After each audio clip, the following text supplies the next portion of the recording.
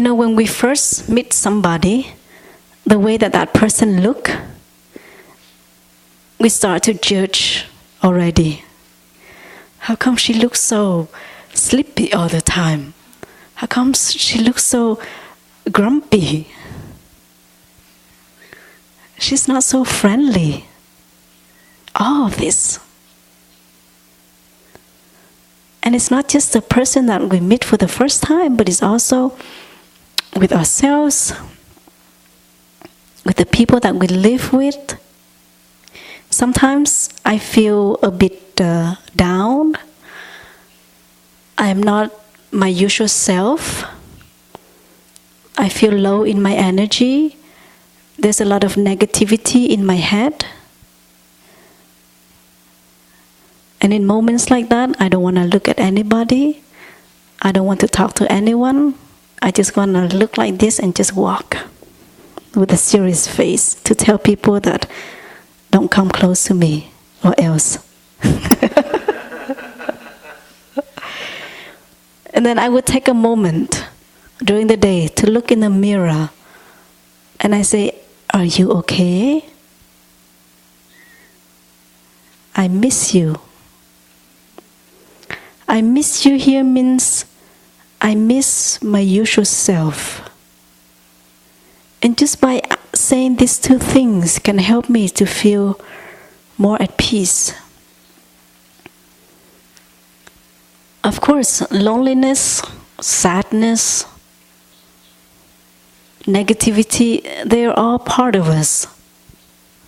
But at the same time, don't forget, positivity, love, mindfulness are also part of us. Why do we always allow negativity to overwhelm us, right? We think it's normal. Oh, it's normal, I'm negative all the time. It's normal, I'm angry all the time. But this normal can become abnormal.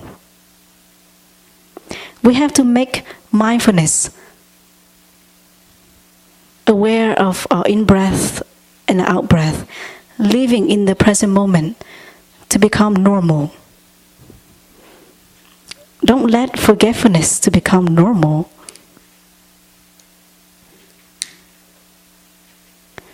So if next time we see somebody that looks sad, take a moment and reflect inside and ask yourself why. And later on, if you see that the time is right, we can approach that person and ask.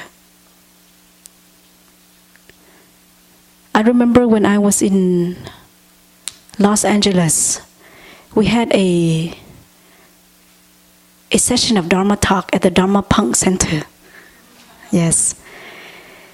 There was this man, he entered the room and he didn't look happy at all. And I sat up here and I started to aware of my mind, aware of my mental formation, and inside me I was, oh, he's not friendly, something is wrong with him, all of this. And then I started the Dharma talk by asking, how many of you here have a toothache? Please raise your hand. And he was the only one who raised his hand.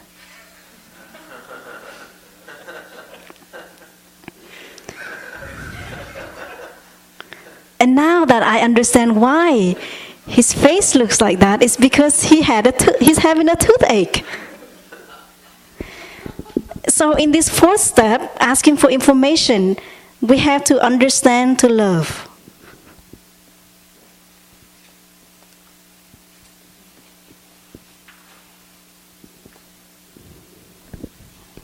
We have to understand to love. If I wake up, and usually my sister Nghiem, she's always joyful, brings joy to many people, and then one day, she's not her usual self. If I sit there and I just judge her, that's not going to help. And then suddenly she said, oh, last night I did not sleep well. Now I know why. So ask why. Is there anything I can do to help? Because judging is not going to lead anywhere.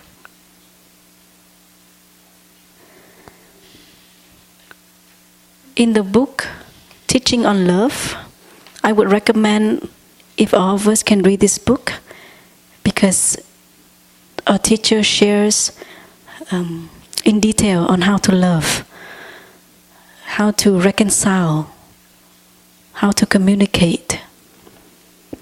In the book, in the part Beginning Anew, they share that beginning anew is not to ask for forgiveness. Beginning anew is to change your mind and heart, to transform the ignorance that brought about wrong actions of body, speech, and mind, and to help you cultivate your mind of love.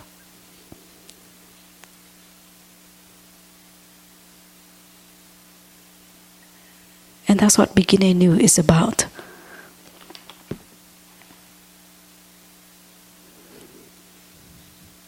And please, I'd like to give some disclaimer about Beginning Anew.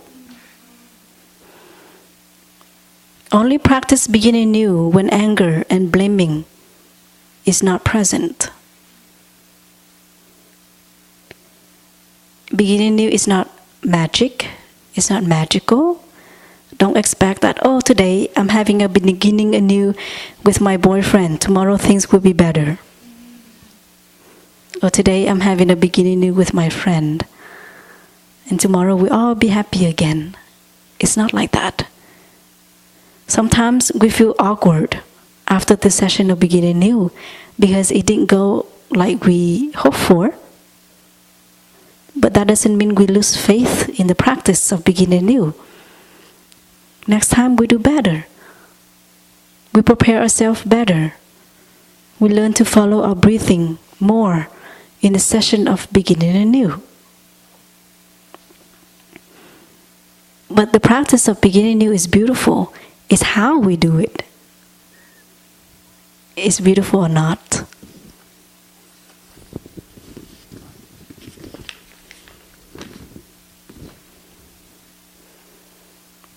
Don't give up on love and reconciliation easily. And sometimes it's best not to mention about the problem because we have mentioned it before and it didn't lead to anywhere. So it's best to pause, give it some space. Just like if you have a pimple on your face and you continue to pick on it, will it heal easily? No, right? It's the same with the problem or difficulties we have with somebody.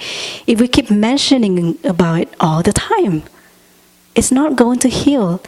We have to take a step back and come back and practice with ourselves.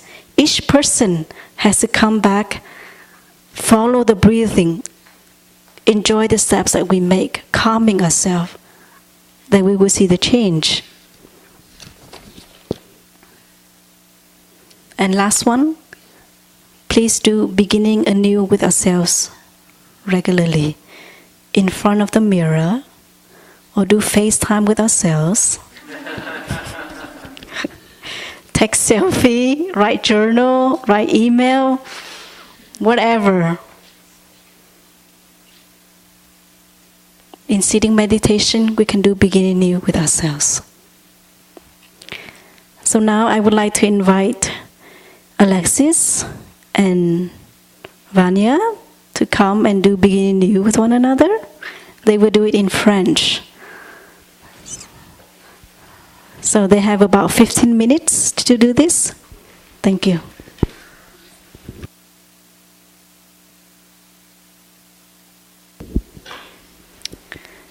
So there are 4 parts in the beginning anew, but today, because of the time, we can only have time to do the first 2 steps, to learn to say thank you and I'm sorry.